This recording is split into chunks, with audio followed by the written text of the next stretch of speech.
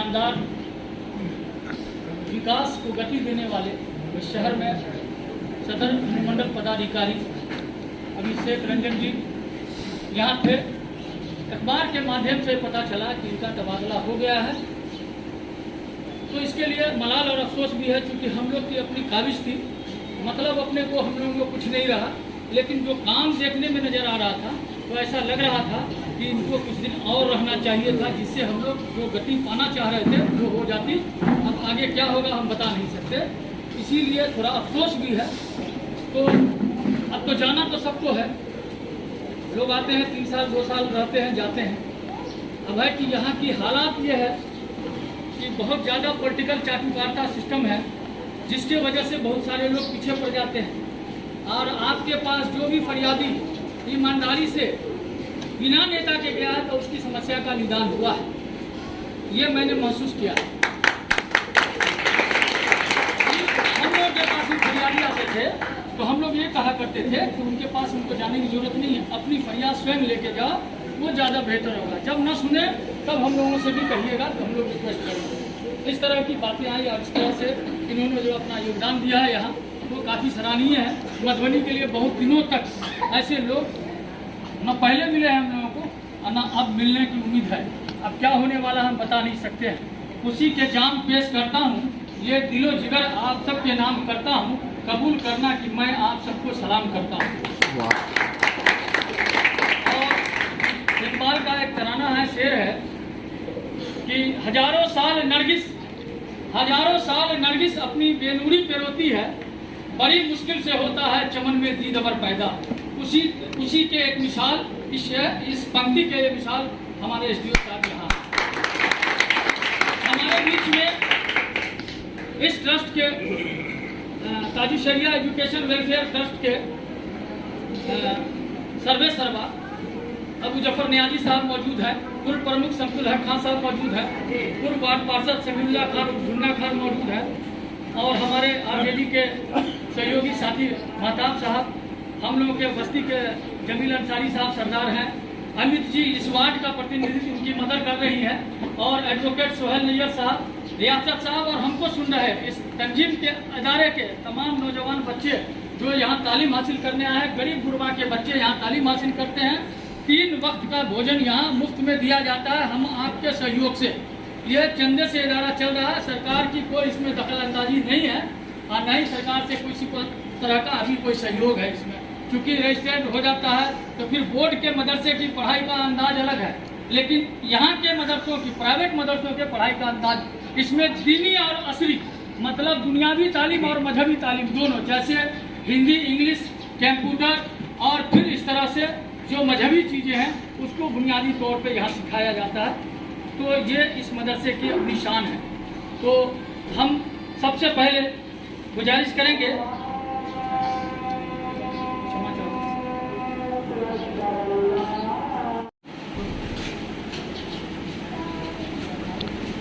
हम लोग के गार्जियन भी हैं, इस ट्रस्ट के बानी भी हैं, अबू जफर नियाजी साहब, हम चाहेंगे कि आप अपने मुबारक हाथों से एसडीओ साहब को ये विदाई ताज दीजिए।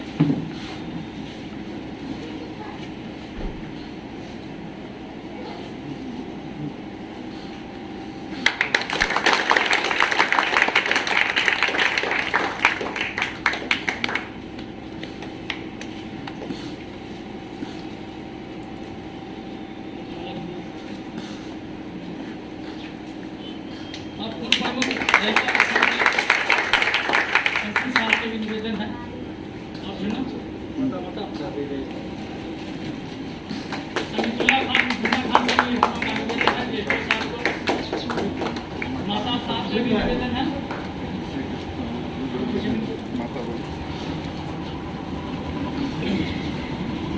जमील अंसारी साहब, आइए अभी चाहिए। बहुत बहुत धन्यवाद आपका।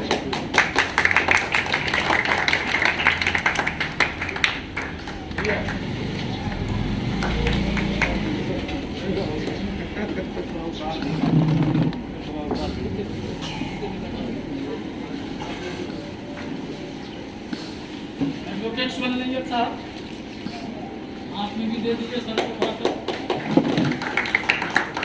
अब हम कैसे इकबाल जी से गुजारिश करेंगे कि सर को बुके दे के सम्मान कीजिए।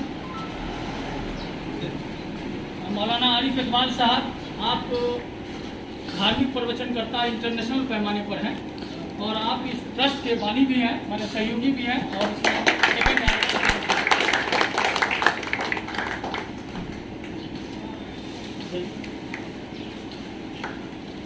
कैसर इकबाल मिंटू साहब से भी हमारा चूंकि आयोजन इन्होंने ही किया है,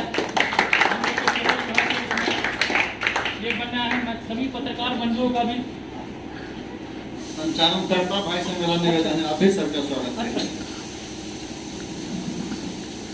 शुक्रिया आपका कि आपने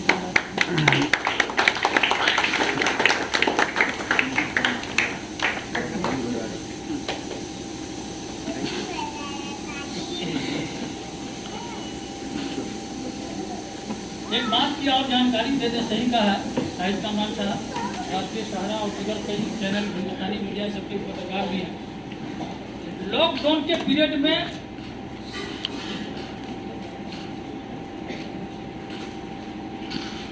कुछ छोटी सी भेंट है काजू सरिया की तरफ से। मैं अपने इस ट्रस्ट के डायरेक्टर साहब से गुजारिश करेंगे कि सर के पास ये तोहफा दिया जाए। बहुत ही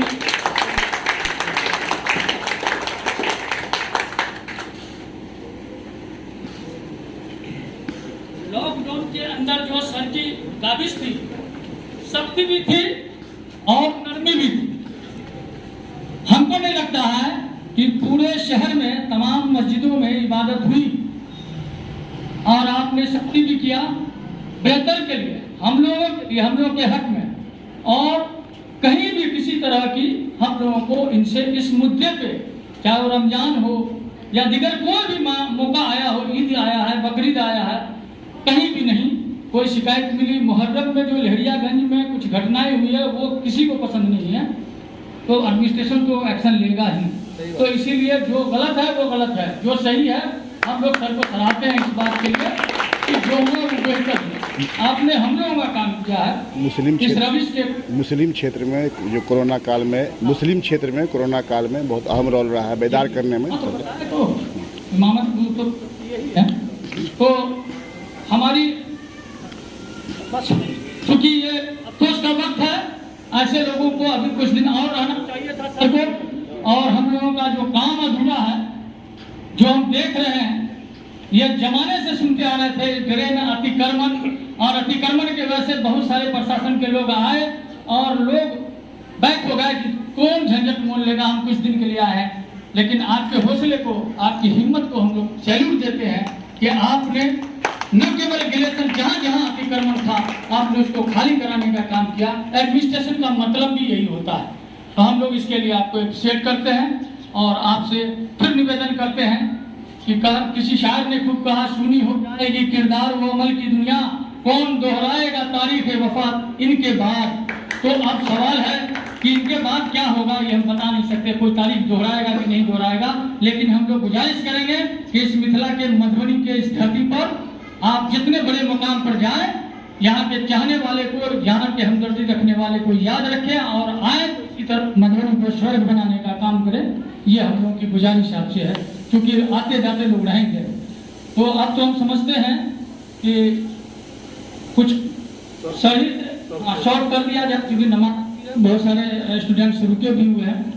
तो हम सिर्फ सर से गुजारिश करेंगे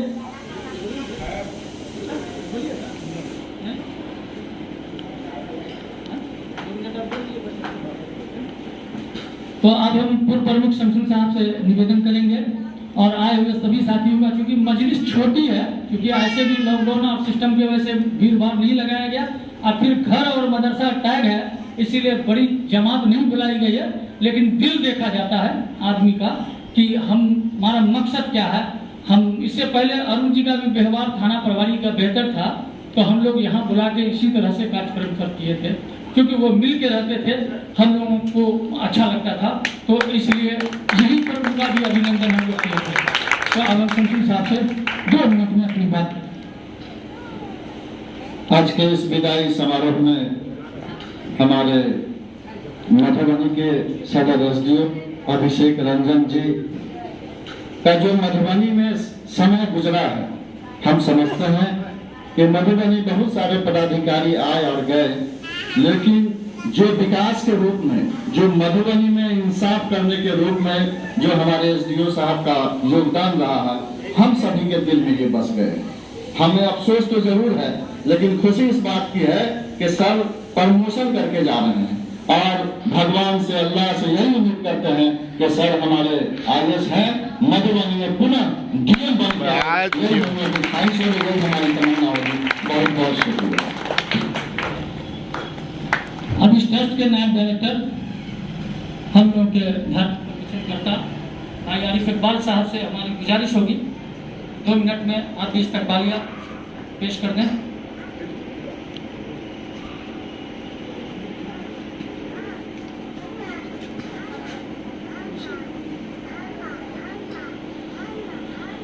सबसे पहले तो मैं अभिषेक रंजन सर के अपने इस मदरसे में अभिनंदन करता हूँ और सब लोगों ने कहा कि सर के अंदर हिम्मत हो। सोचने की चीज़ ये है कि ये हिम्मत क्यों, जिसका भी कैरेक्टर नीट एंड क्लीन होगा उसके अंदर हिम्मत ऑटोमेटिकली पैदा होगी। तो मैं बहुत ज़्यादा तो सोशल एक्टिविटीज़ में नहीं रह रहा हूँ जब से मेरी तबीयत खराब हुई, लेकिन सुनता रहा आपके कैरेक्टर के और आपने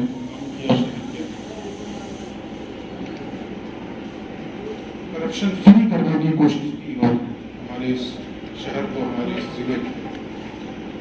असल विदाई नहीं होगी हम लोगों की तरफ से, सबकी तरफ से, जिस सोच के साथ इन्होंने अपनी ड्यूटी अदा की, भ्रष्टाचार मुक्त करने की कोशिश की है, तो असल विदाई यही होगी उनकी इस सोच को अपने अंदर अडॉप्ट करें। और हम लोग अगर इस शहर का, इस स्टेट का और इस देश का भला चाहते हैं तो हमारे अंदर जो करप्शन का वायरस है उसको अपने अंदर से निकाल के बाहर, जो जिस सतह की भी है, जिस लेवल पर भी जिंदगी गुजार रहा है, उस लेवल से अपने अंदर से करप्शन निकालें, भ्रष्टाचार निकालें। असल विदाई सर के लिए यही होगी कि हम लोग अपने आप में चलते जाने की कोशिश। एक बात और ज़रूरी मैं समझता हूँ कि मोहम्मद भैया ने कहा कि हमारे मदरसे में सरकार का कोई दखल नहीं है। डेफिनेटली सरकार का दखल है। जो सिलेबस बिहार गवर्नमेंट के मदरसों का है उस सिलेबस के मुताबिक ही ये इदारा चलता है। बस ये है कि सरकार से अभी हमें इमदाद नहीं मिलती है, मदद नहीं मिलती। बाकी ये है कि दखल है। जो भी स्टेट गवर्नमेंट के रूल्स एंड रेगुलेशन हैं हम उनको टोटली फॉलो करते हैं और जो उन्होंने पॉइंट्स बताए हैं उन पॉइंट्स के मुताबिक ही हमारा ये एजुकेशनल इंस्टीट्यूट जो है वो आगे बढ़ रहा है। तो मैं एक मरतबा फिर आप सभी लोगों की तरफ से, मदरसे की तरफ से सर का अभिनंदन करता हूँ, दुआ भी करता हूँ आप खुश रखें और जैसे आपने पूरी ईमानदारी के साथ अपना काम यहाँ किया है, आगे भी आप इसी ईमानदारी के साथ और इसी हिम्मत के साथ अपने काम को अंजाम देते रहें। आपको हम अपनी ज़बान में कहें तो अल्लाह से गॉड ये दुआ करते हैं कि अल्लाह इतनी उम्र दे आपके परिवार को और आपको सदा सुखी रखे। बहुत शुक्रिया।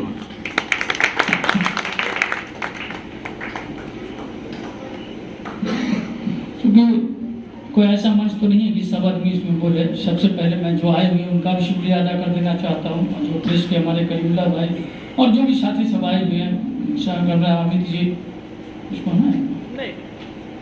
तो अब हम चाहेंगे सर से ही मामला को अंत कर दिया जाए।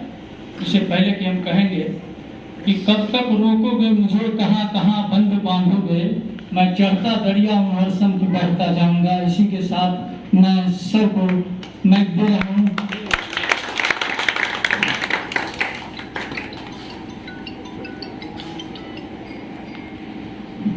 Thank you.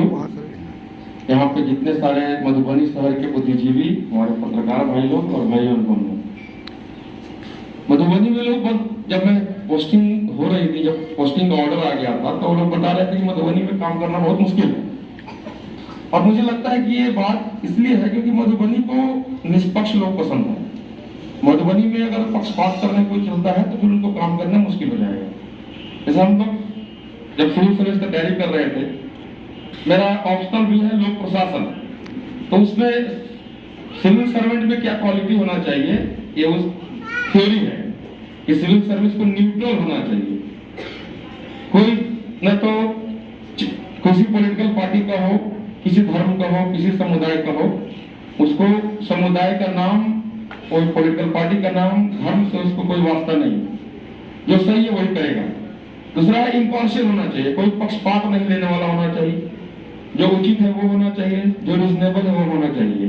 तो मुझे लगता है कि मधुबनी बाकी बिहार के दूसरे जिलों में सबसे आगे है, क्योंकि वो वही सारी क्वालिटी टेस्ट करता है जो सिविल सर्वेंट को हमारा संविधान बोलता है, ये सिविल सर्वेंट में क्वालिटी होना चाहिए, और मधुबनी उसी का परीक्षा लेता है। और जो उसको फॉलो करते हैं तो मधुबनी के लोग सपोर्ट करते हैं। जैसे आप लोगों ने अतिक्रमण तोड़ने का बात कहा, वो अकेले किसी एक आदमी से तो होने वाला था नहीं, वो आप लोगों ने खुद तोड़ा है, मैंने कुछ नहीं किया उसमें।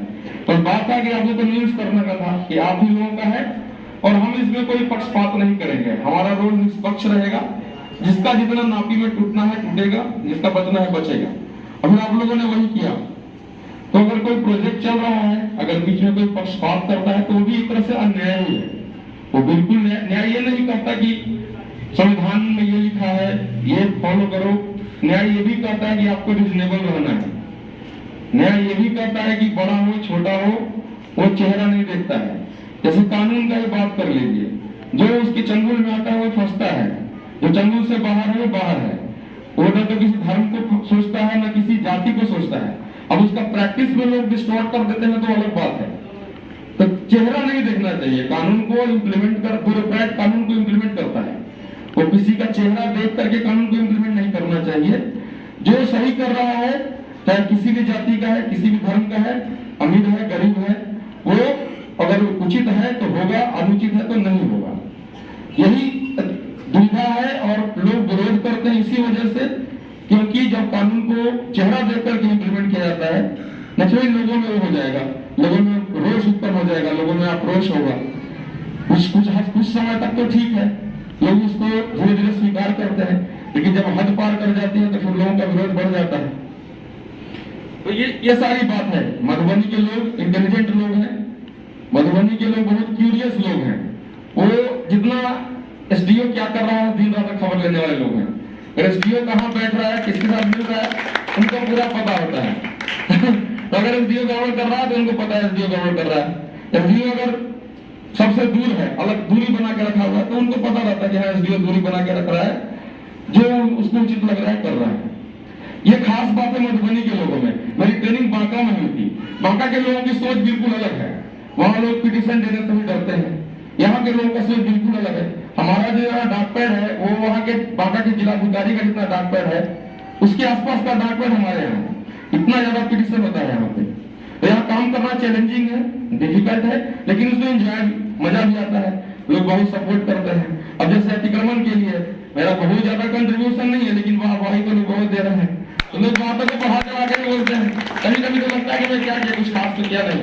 और मधुबनी में तो खैर बहुत ज्यादा अतिक्रमण है, वो तो बहुत छोटा सा टुकड़ा टूटा है।